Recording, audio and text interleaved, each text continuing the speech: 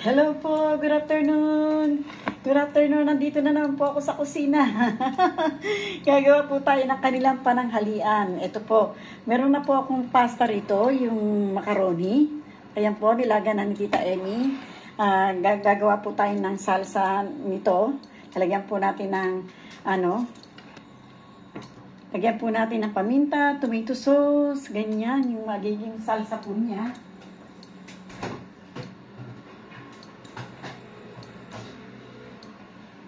Ayan, gawa po tayo ng salsa ng pasta. Lagyan po natin tomato sauce at saka toyo. Ito po, mag-prepare na po si Tita Emmy ng bawang, sibuyas.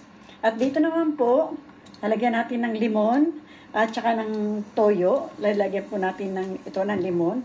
Yan, i-ano po natin siya, ipiprito po natin siya dito. Ayan po. Sabay-sabay po natin yung gagawin. Samahan niyo po ako. Sama lang po kay Tita Emmy. Sama-sama lang po kay Tita Emmy. Lagyan na po natin ito ng konting mantika. At dito rin po sa kabila, konting mantika. Ayan. Konting mantika po dyan. Lalagyan po natin siya ng hinimay-himay na karinang baboy. Hinimay po yan. Yung sa lechon, naglechon po kasi sila, yung pong hindi nila naubos, ginawa po nila, hinimay-himay po nila yung, yung karne ng baboy. Tapos nilagay po nila sa ganito, para daw po pagsahog. Tamang-tama nga po, ayan mga hinimay-himay na karne ng baboy. Sayang nga naman po, kung itatapon natin, maganda naman po yun. Yan karne ng lechon, yung baga, karne ng baboy na nilechon nila sa oven. Yan, gawa po tayo nito. Ngayon natapos. Agad. Yes, andito na si Tita Emmy. Patayin po natin yan. At kunin po natin. Kunin ko po yung, di-drain po natin dito yung pasta ng macaroni. Yung pasta ng macaroni, ayan po. Kunin po natin yan at i-drain po natin dito. Ayan. Meron na tayo yung pasta ng macaroni na nilaga. Ayan po, kompleto na tayo dyan. Ang gagawin na lang po natin ay ang salsa. Gawa na lang po tayo ng salsa ng macaroni. Ayan po, nag-ano na po si Tita Emmy ng bawang. Ito po. Meron na po tayong bawang. Hiwa-hiwain po natin na maliit yung ating bawang. At ilagay po natin dito sa sa ating prepare na kasirola na may mantika. Kasi wala po silang ibang ito lang po yung kawali nilang para mapag-anuhan ng salsa. Yan.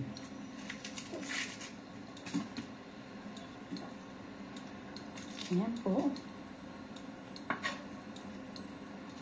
Gawain po natin itong kanilang sibuyas. Kalahating sibuyas lang po nilalagay ko kasi po, malaki naman po yung sibuyas at saka konti lang naman po yung ating gagawin. Ayan.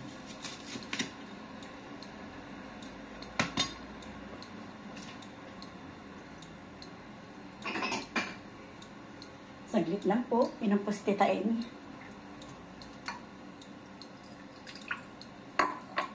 Wala akong tubig.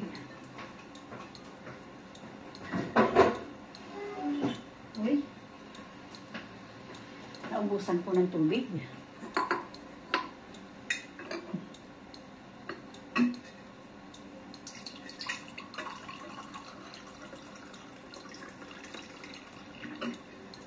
Nauhaw po si Tita Emmy. Hindi po nauhaw.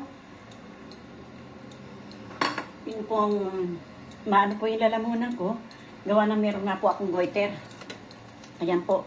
Ano ko na po yung bawang. Hindi pa naman po na siya nagbabrown. Ayan, pasensya na po kayo sa istorbo ng lalamunan ni Tita Emmy. Ayan po. Nilagay ko na po yung sibuyas. Ayan.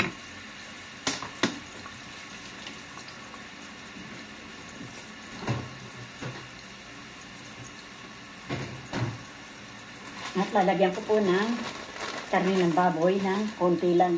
Pero po yun ay may timpla na po yun kasi yun ay lechon. Yung hinimay-himay po nila, hindi po nila naubos yung, kasi po medyo malaki yung nailechon nila nung Christmas, nung Christmas, nung New Year, sorry po, nung New Year, ginawa po nila, hinimay-himay po nila, nilagay nila sa freezer. Yun po. Ito naman po, lalagyan natin ng limon, yung ating baboy, para ipiprito po natin dito. At lalagyan ko po ng paminta. Ayan po, iwa po tayo ng limon. Ayan. Dito na lang po natin squeeze sa baso. Ganyan po.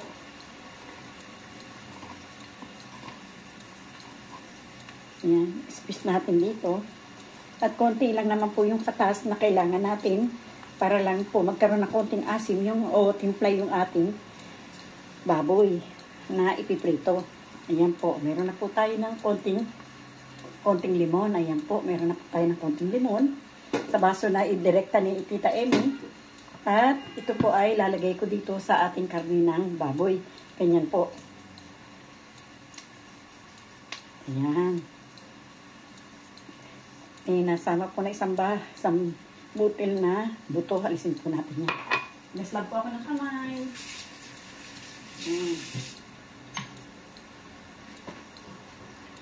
At lalagyan ko po siya ng asin. Lagyan po natin siya ng asin. Ayan. At lalagyan po natin siya ng paminta. Ayan po.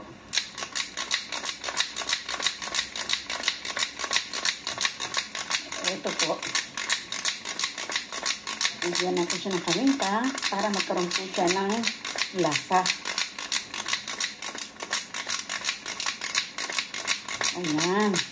Medyo marami-rami po yung paminta na nilagay natin. Pero tama po yan. Para po, malinis po yung kamay ko po ha. Kasi hindi naman po natin mahahalo ito kung wala naman pong guantes din eh. Hindi naman po nabili si senyora ng guantes. Ayan. Ayan po, may paminta na siya, may limon na siya, may asin na siya. Ayan. Hugas lang po ako kamay.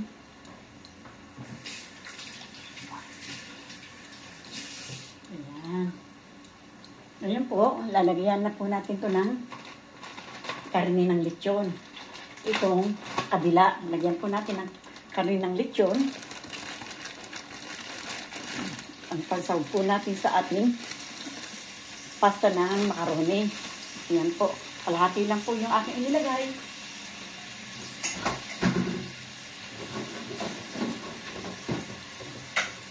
Binalik ko po sa frozen. Kasi konti lang naman po ang ating kailangan. Yan. Ating po, ayun, nangamoy na po. Kasi nga, meron na siyang, ano tawag nun? Meron na siyang timpla. Kaya nangamoy po yung karne. Ang sarap po ng amoy. Ayan. Yan po ilalagyan po ng konting tomato sauce at konting toyo. Para po sa ating pasta ng macaroni. Ayan. Ito naman po kabila, atin po ito ipiprito. Prito po natin siya. Ayan. Ayan.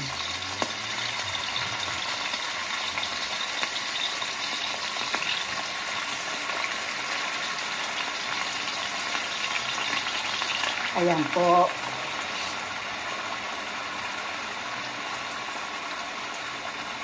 Ayan. Salamat. Ayan. Ayan na po. Meron na po sila magiging pananghalian. Pag ito po inaluto na natin. Alisin ko lang po yung aking mga kalat dito.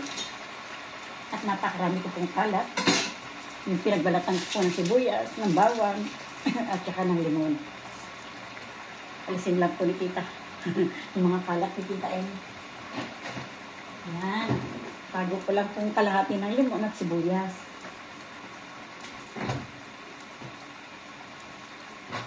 Ayan.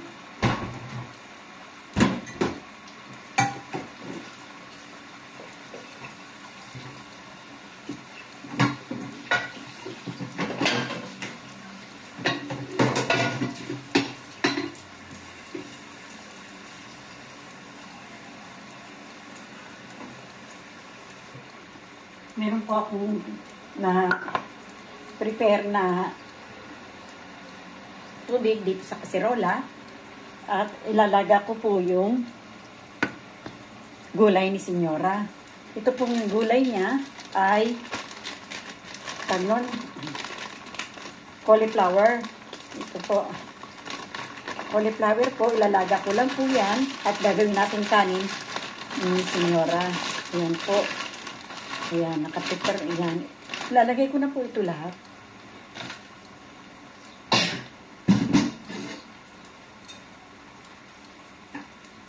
Nagtatabi lang po si Tita Amy ng konting kalat.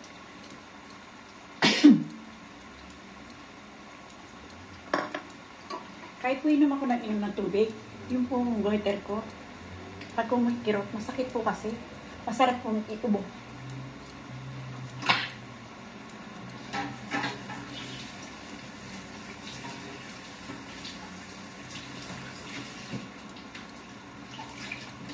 Ayan po. Ayan po, nandito pa sa si Tita Amy.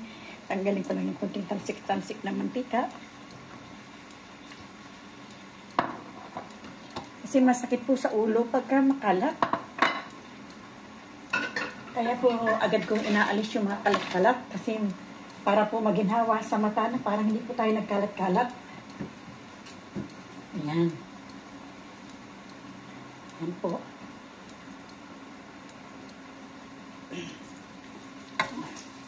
Sakit po talaga na lalamunan ko. Kahit po umiinom ako ng tubig, hindi ko nawawala. Ayan. Ayan, nadurog-durog na po yung ating mga hinimay-himay na karne ng baboy para po sa ating salsa ng spaghetti o salsa ng pasta. Inom po ulit ako ng tubig. Ayan.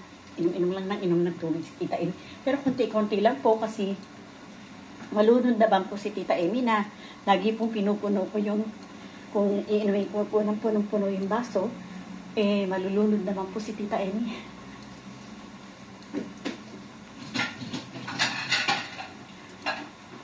Prepare po ako ng 3 plato. Ayan.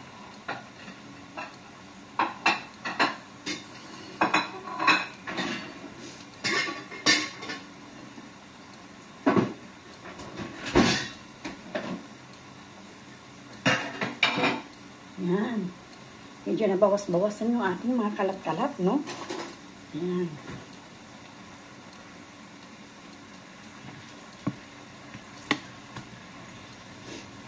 Hindi pa po. Hindi pa.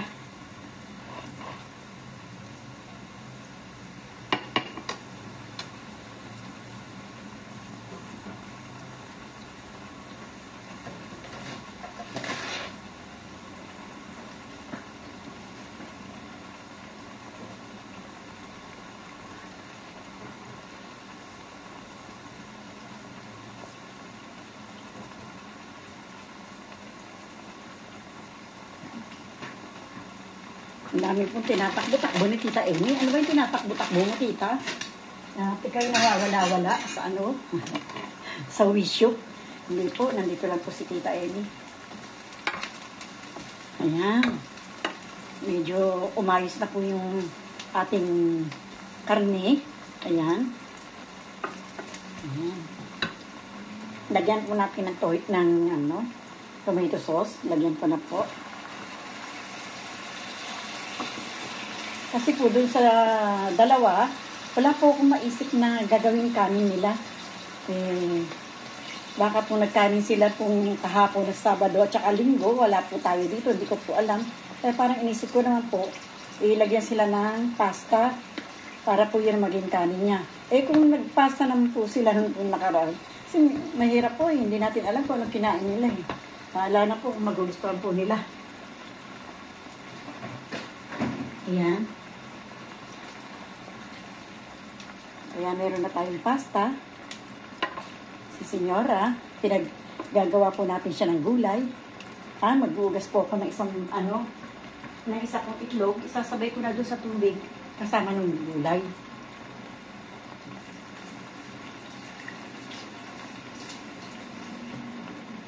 Gasan ko po yung itlog para po ilalagay natin at nang malaga po siya para kay Senyora yan. Ayan. Para meron po siya ditong karne ng baboy, tapos yung gulay na to, cauliflower, plus yung itlog, lalagay ko po sa ibabaw. Tapos lalagyan na lang po niya ng suka at saka ng olive oil para po siyang ensalada. Ganun po ang gagawin natin sa kanya. Ayan. Lagyan ko lang po ng asin po itong ating tomato sauce na nila ginagawa. Kunti lang po kasi lalagyan natin ng konti rin toyo. Kunti lang po para magkaroon lang po siya ng lasa. Ayan. Tapos lagyan ko po ng paminta. Ayan. Lagyan po natin ng paminta. May timpla na rin po naman kasi yung lechon. Kaya may lasa na po yung lechon na sinahog po natin. Tapos, ayan, lechon na lagay natin pasta. Lagyan natin ng konting toyo lang po. Konti lang po. Lalagay kong toyo. Ayan.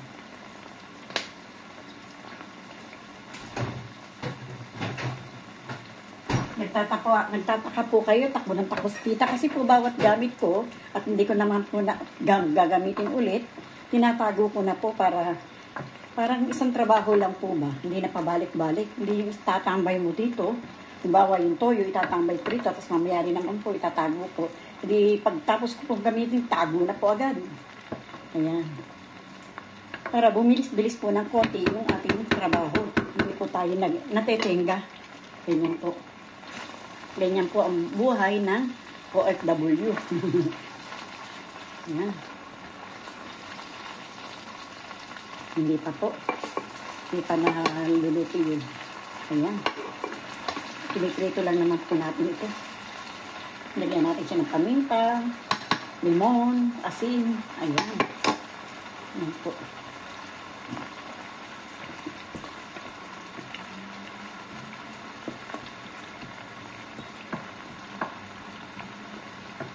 Sana po bumili na si senyora ng kung bumili na po siya ng gulay niya para bukas.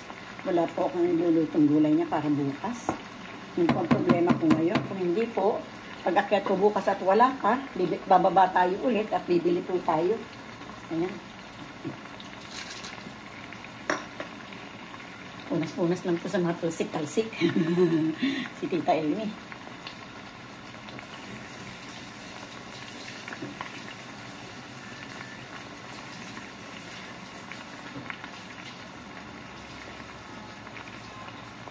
Samahan niyo lang po ako hanggang sa matapos natin ito.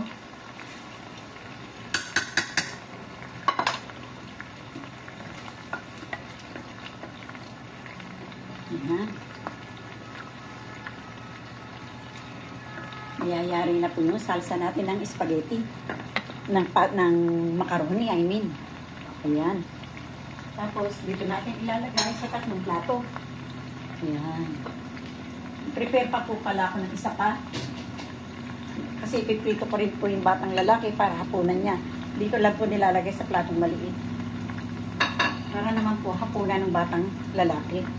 Para hindi na po ako mag-isip, ano kaya ipapahapunan ko? Ayan. Ang ginagawa lang naman po nilang hapunan, halimbawa katulad dito, magprito tayo ng baboy, yun lang po ang kakainin. Wala pong kanin, walang tinapay. Wala pong pasta. Basta ito lang po ang magiging hapunan ng bata. Pero ginagawa ko naman siya ng sandwich na malaki. Pakita ko po sa inyo.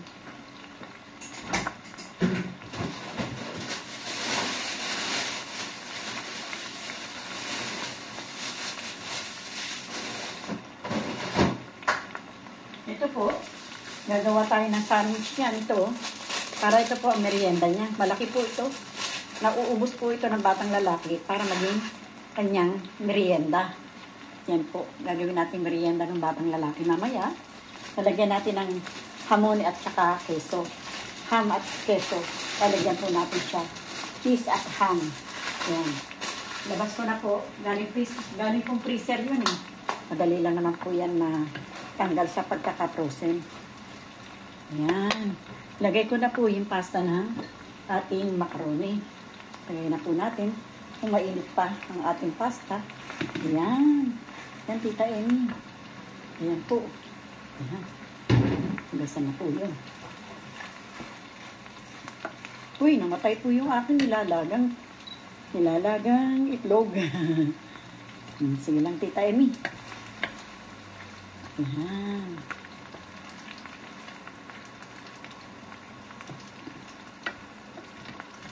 Mayayari na po ang ating. Ayan.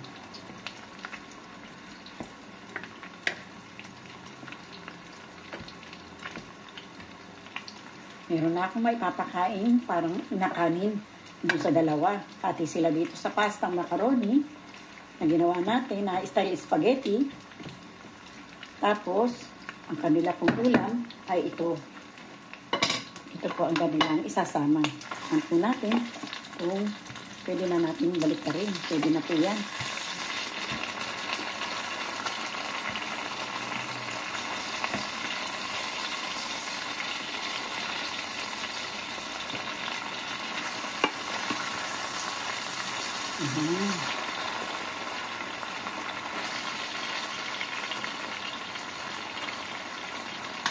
Yan lang po ang ating papakain sa kanila mamaya.